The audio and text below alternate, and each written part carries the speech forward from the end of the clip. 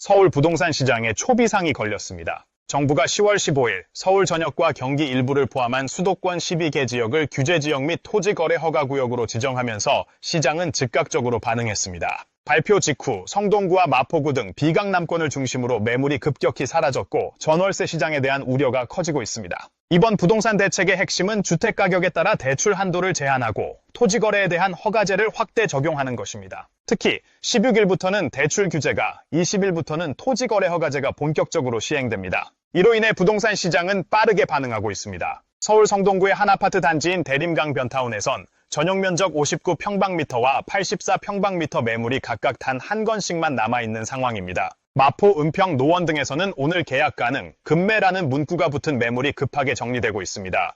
중개업소에는 전국 각지에서 문의가 쏟아지고 있는데요.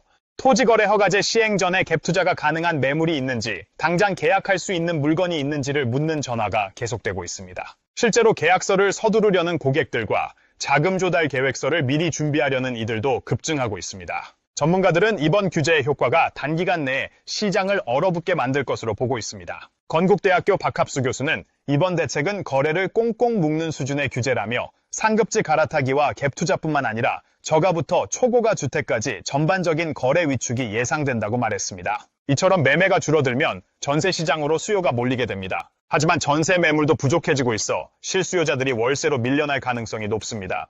실제로 서울에서는 이미 이러한 흐름이 나타나고 있습니다. 지난 8월 기준 전체 주택 거래 중 전월세 비중은 86.1%에 달했습니다. 이는 두 달 전보다 약 10%포인트 오른 수치입니다. 전세 매물은 줄고 월세 비중은 늘어나고 있는 추세입니다. 이러한 현상은 결국 임차인의 부담 증가로 이어질 수밖에 없습니다. 우리은행 함영진 리서치랩장은 전세대출 제한으로 갭투자 악용은 줄어들겠지만 대신 보증부 월세 등 월세 전환이 가속화되면서 임차인의 주거비 부담이 커질 수 있다고 분석했습니다. 정부는 이번 대책으로 투기 수요를 억제하고 시장을 안정화하겠다는 방침이지만 정작 실수요자들에게는 주거 불안과 매매 접근성 차단이라는 이중고가 다가오고 있습니다.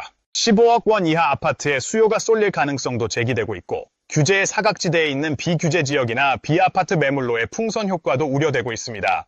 이처럼 부동산 시장의 겉은 조용해 보이지만 그 안은 지금 조용한 위기로 가득 차 있습니다. 요약하자면 정부의 10월 15일 부동산 대책 발표로 서울 부동산 시장은 매물 실종 상태에 빠졌고 전월세 시장은 이미 수요 폭증과 월세 전환의 조짐을 보이며 불안정해지고 있습니다. 이 변화는 단순한 수치가 아니라 우리의 일상과 삶에 직접적인 영향을 주는 심각한 문제입니다. 앞으로도 뉴스앤뉴스 정확하고 깊이 있는 분석으로 여러분의 안전한 주거 판단에 도움을 드리겠습니다. 영상을 시청해주셔서 감사합니다. 구독과 좋아요, 알림 설정은 여러분의 정보를 지키는 가장 빠른 방법입니다.